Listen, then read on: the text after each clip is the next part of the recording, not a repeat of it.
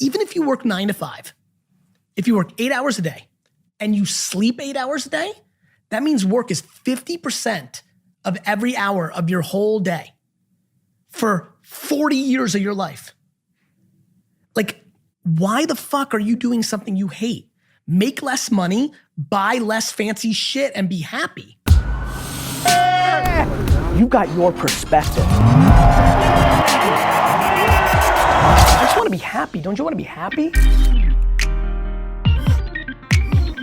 Huge day at ADHD because I got my friend Gary Vaynerchuk in the studio. Dude, thank you so much for coming on. I really appreciate it. You better thank Mother Nature. Yeah, we were talking before the mics cut on, and literally, if it wasn't for a blizzard, we wouldn't be doing this right now. That's right. So supposed to be in Chicago today, in LA tomorrow, real quick before I go to Phoenix, but a lot of snow. So my admins adjusted. They're like, we're sending you to LA first thing in the morning. I'm like, cool. And I remembered that you reached out. I was like, I really wanted to support you. I appreciate that. And I was like, it slid into your DM, got tied and slid into literally, Tyler's. yeah. No, we literally did everything via Instagram. Yeah. Which is, you know, it's so incredible in the digital age. But one thing about you, man, is you don't only talk. You don't only talk it, you walk it. You know what I mean? You give away things for free. You build genuine connections with people, and you're a man of your word. And I think like integrity is something that you don't come across very often out here. You know what's crazy is it's mainly because I'm so flattered. The fact that I know that having me as a guest gives you leverage for the guests you get after this, it makes me feel nice. And like, it's like such a crazy feeling. It's like, and I think that all of us want to put people on, especially if we genuinely have a vibe towards them. And I think that I loved being the whiz kid in the wine world and the tech world. I loved being that whiz kid as a 12-year-old baseball card dealer. But as now, you know, I just turned 43, as now I'm going into that next chapter, I remember being 25, 27 and worrying that like, oh shit, one day I won't be the whiz kid and am I gonna be sad? But I'm super fired up to be Yoda, right? Like the OG. Yeah, like, you know, I haven't seen Creed 2 yet, right? But Rocky's in the corner. And I'm sure at some point, Rocky was like, fuck, when I'm not gonna be in the ring, is it gonna be as cool? But now he's getting his high from training up the next generation. And I think, you know, I'm not 70 yet, but no question, because everybody's in it so much younger these days, I probably got to feel OG a little bit earlier than I anticipated. But yeah, at the end of the day, like, also, I gotta tell you, having a good memory helps. Like literally getting a text from my admins and being like, we're sending you to LA, realizing I have nothing booked because my day was planned in Chicago, plenty of things to do, but being able to be like, oh shit, he might be around, and just do like, having a good memory has been a sneaky, like I never talk about this, but like so much of what I pull off is based on having a great memory. You know, one thing that I look to you for in a big part of my journey, in my career, in my life, is self-awareness. And one thing I wanted to say to you is self-awareness is scary as fuck. If you're good at judging yourself. I think self-awareness, if you're capable of accepting yourself for who you are, is actually the brightest light of it all. I love being self-aware. I suck at a lot of things. I just don't think about them. Like I can't read for shit. I interrupt people when I interview them 24/7. Everybody's super pissed on the internet about that. Not good, because I already know what the person's saying. I can't help it, I'm sorry. There's plenty of things that I'm not good at. I love self-awareness. It's kept me so happy. Like, you know, I'm not upset at myself that I'm selfish in certain areas. That's human. I think that we just don't love each other, ourselves enough. I think I don't know whose perfection I'm trying to live up to. Like like silly things, like people getting on me for biting my nails. Gives a fuck. Like people are just critiquing themselves all day long. You like reading the comments? Love. You do it on every video, every post? All day. How do you deal with the negativity? Someone talking about biting your nails? Empathetic. Empathy. Somebody just watched 49 seconds of me spitting some pontification on Instagram, and they've decided to make a judgment on me. And I respect that. I put myself out there. They don't know everything about me. So when they drag me down, be like, this guy's a fucking idiot, or he's full of shit, or what the fuck, or I'm like, that makes sense. They saw me in the Explore feature. They're like, who's this dick face? They watch it, they don't like it, and they decide I'm shit, and they're not in a good place, so they have to drag down. I deploy empathy first. Sucks to be, I would never do that as a happy person to anybody else. So A, I'm already feel bad. Yeah. And B, who the fuck am I? They only got 49 seconds. And in 49 seconds at a time, I could suck shit in perpetuity. You know, like at 49 seconds at a time, I could be all-time terrible, especially me that gets hot and competitive and like, you know, like this is how I am when the lights come on. So I deal with the negativity with empathy to the person that's leaving the comment. A, for the fact that I feel bad because they're in a bad place that they decided to put more hate into the system. And B, like they shouldn't do 7 hours of research of my career or who I am as a human being. I would be upset if you thought I was a dick. Because you've had enough interactions at this point to have a read. Yeah. But like Rick in Arkansas or New York, who saw me in Explore, or who saw, by the way, and I have a lot of empathy because I also have fans and followers and people that consume my content that really give me love. And you know the natural reaction when somebody's posting like, this guy's a fucking genius. You know, 30% of the people are like, fuck that guy, before they even watched anything. Yeah. I get that. So, I mean, I hated Tiger Woods and Kobe and Shaq in their prime. They weren't my guy. So I have empathy. I put myself out there, and if you're putting yourself out there, you have to deal with the ramifications of the reality of the system. So I respect the system. I respect the market. If you don't know who I am and you think I'm the biggest piece of shit, I'm great. If you know who I am and you think that, I'm dead. And that's how I live my life. Speaking of empathy, you know, the reason why we started talking last week is you launched Empathy Wines. Yes. Congratulations. Thank you.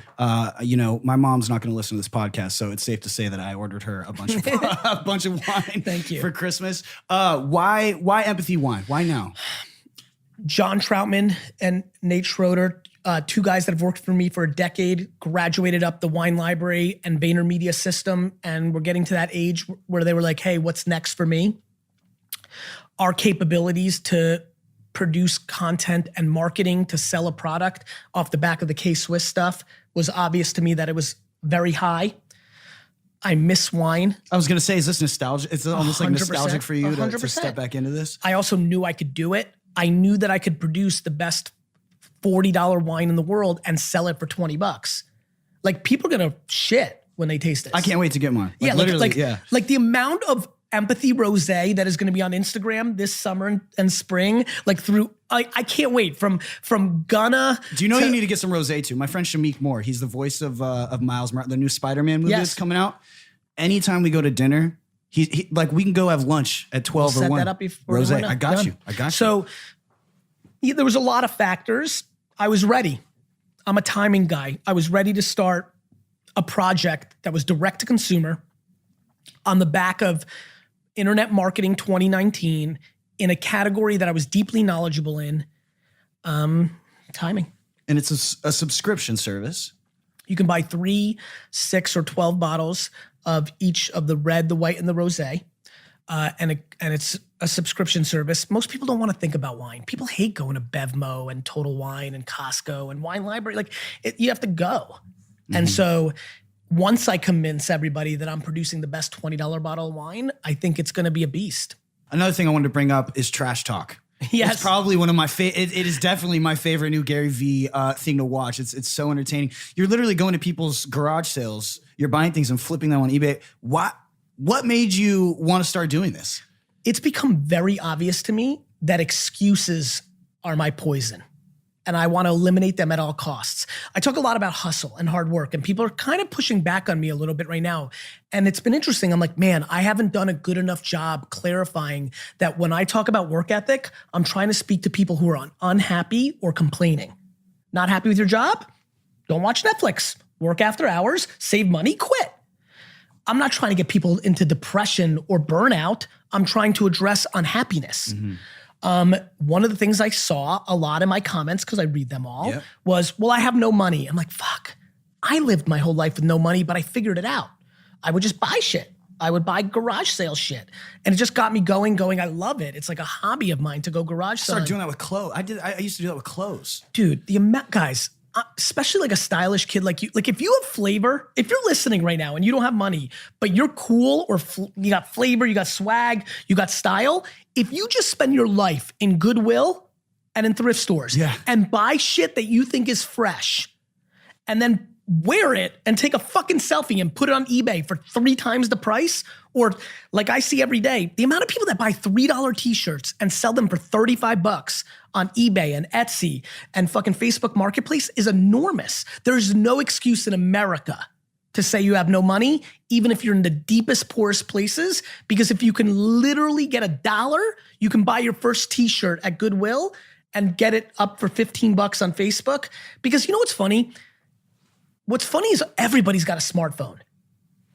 Like you go into the poorest places in America and everybody's got a smartphone, which means you have the internet. I mean, listen, the homeless, you've got people all over on homeless smartphones. I get emails every day. I'm homeless. I watch you on YouTube. So I don't know. And listen, of course there's 1% that don't. And that's what's always fascinating to me. The 1% that populates like, what about my aunt? I'm like, cool, I get it. But I'm trying to address 99.9% of people. And the garage sale thing's been huge. By the way, huge. I have tens of thousands of tweets, emails, DMs, messages from people over the last 100 days who are completely inspired by the show and are making significant money. And significant comes in all forms. Do you know what it's like to make an extra $200 a month when you're not doing well financially? Huge. Like it fucking matters. It's also fun for 50% of people. Like that's the. Well, I watch the videos and I'm watching you like go and you're picking up these stuffed animals. And do you know what this is gonna sell for? $40, $50, and $7. I get pumped. Like buying something for $0.25, selling it for $11 on eBay, with the fees, with all the bullshit that everybody makes fun of me in the comments for. What about the gas? All that. Like I'm still like I made $6. I bought it for $0.25. I sold it for $11. Net $6. Or I could be jerking off on my couch right now watching fucking Netflix.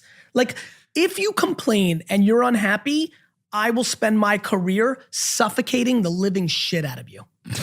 To prove that is basically, and by the way, out of gratitude and guilt, I've come to realize this. I'm so grateful for my DNA, my parenting, my circumstance of growing up with nothing, and I feel a level of guilt.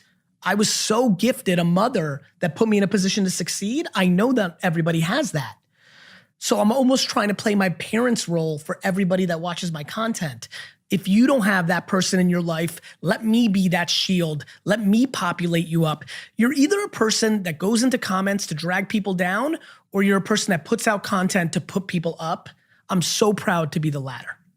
How do you balance all of this, man? The shoes, the wine, the content constantly. I mean, your podcast, your YouTube channel, your Instagram, all of your socials. Lack of obsession of perfection. I got it. Yeah, I mean, because so many times, I don't post something, or I delete the video, or I say I'll wait till I get the next better photo. Look, I'm going through it right now. It's very clear to me that Instagram's going through its decline of organic reach. Everybody's feeling it, and like even I'm like fuck, but like I'm pushing through, and lack of perfection. I just think doing 97 things at an 8 is better than doing one thing at a 10. Mainly because the math works out. One thing out of 10 is 10. 98 at 8 is 800. Mm-hmm. How do you decide what to hop on as well? Because I notice you're first on everything, man. I read comments. So then what happens with the app? You remember that app that came out, I feel like last year? Not Strava. It was another one. Oh, Vero? Vero. There we go. I feel, I saw everything for 2 weeks and then nothing. That's where I'm really good. I'm really good at being patient. Everybody wants to jump on like Peach is the next thing. Vero's the next thing. Like everybody's like the next thing. I'm not obsessed with the next thing. I'm obsessed with the right thing and doing it the best in the right thing. Yeah, man, I pay attention. Look, I'm a creature of the culture, of the attention of everything. I'm watching. I just watch. This is the funniest thing about me. I talk so much. I interrupt so much, but I listen, man. How am I fucking first on everything? Because I listen. I listen with my eyes, right? I remember this very clearly. 3 years ago, I'm just going through the airports. I'm like, why are young women wearing jeans with tears in them again like they did in the 90s, right? Yeah. I'm watching like, it didn't take me too long to figure out like kids were wearing Champion hoodies or Fila's back or like, I'm watching. Gary. Yes. I want to say thank you so much, man. Thank you, brother.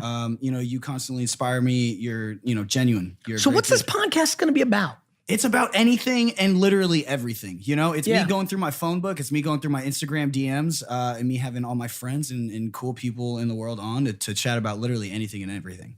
I love that. Yeah. Listen, I'm going to drop one little thing that I've been thinking a lot about over Thanksgiving. And we talked about it just now. This is a game of selfish versus selfless. If you asked me why so much good is happening for me, is I get high on giving to others. It's like this perpetual machine. I love admiration. Admiration is only earned. Nobody sees you the first time and admires you. And so there's so many people that are trying to build personal brands, trying to like get on. You have to be obsessed with every time you post. Are you bringing value to everybody or are you trying to get something from them? You're giving or taking. Are you giving or taking? And everyone's taking. It's about how many likes and followers you get. That is disproportionately a take game. That's it. That's why so many of you are struggling to pop. Every post is, will this get me? Do you know how many attractive women get frustrated after 3 posts and then decide to show flesh again because the only KPI is likes? And will say to my face, like, I want to build a fashion brand for women. And so I'm like, take half the likes and make content for women, not for pervy dudes. And they struggle with that. And that's why I want to talk about this for the last sentence, which is like, are you happy about your 40,000 likes that mean nothing? Or do you want the 13,000 likes that are actually predicated on your ambition? Oh, wait, you want 40,000 likes because you care about what other people think when they see how many likes you got. Like we are so deep into a math game. Do you know how many people would shit their pants if tomorrow Instagram decided to stop showing likes and follows? Oh, it would be the best. It would be over. It would be the best thing for the humans. Yeah, well, I mean, Kanye, a bunch of people went on, they went online telling, for Twitter, Kanye was like, remove the like and the retweet, the numbers. Yeah. I think there should be like, it'd be really cool if people could live 1 month without seeing the metrics. They'd be stunned by how much that would impact what they put out. And that's what's worked for me. Like, I'm interested in your admiration. What I love about when I sign sneakers or when I'm in the airport is the amount of people in the last 6 months that say to me, I never fan out about anybody, but I needed to come and take a selfie. I brought your book when we first met on my beach show. And I was too nervous to have you sign it. I was like, I never do this. And I'll tell you why. It's so much more fun to be followed because someone admires that you brought them value than the fact that you can drop 55 in a basketball game, or the fact that you're a size 0 with a pretty face. That's just the truth. I was wondering why it was happening. It was happening a lot. Like really famous people are like freaking out, or like you could just tell when like somebody was in the scene all the time. It was just like, it was happening, right? And I was like, right, because I'm getting admiration. And that is something everyone should try to do. And I think the reason is, if you make admiration the North Star, you will produce dramatically better content. You're not gonna try for a hack. The reason I was never in an engagement group is I don't need the bullshit metrics. I need admiration. That doesn't come with fake fucking followers. Yeah.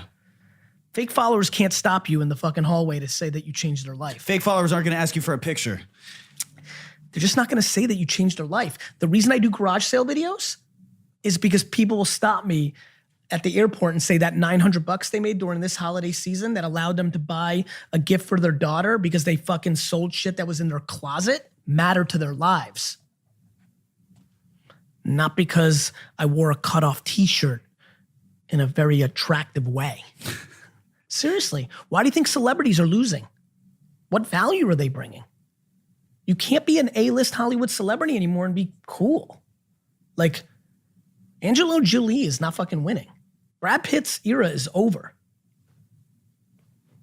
Because they bring nothing to the table. At least an A-list Instagram celebrity once in a blue moon may like your comment. There's at least a prayer of an engagement. Those fuckers need to learn too. By the way, quickest hack, I'm gonna leave you with this. If you're fucking trying to build a big audience and you are not replying to the couple of people that give a fuck about you right now, you're a fucking idiot. That's how I built myself. Twitter 2007 to 11. I replied to everybody. You're telling me you want 1 million people to fuck with you, but you don't have the 7 minutes to say thank you to the 13 comments you got? You're fucking selfish, dick. It's a selfless versus selfish game. 99% of people are selfish, which is why 99% of people will never build an audience. Simple. We're going to end it right there. Gary Vaynerchuk. Thank you, brother. I love you, buddy. Thank you so much.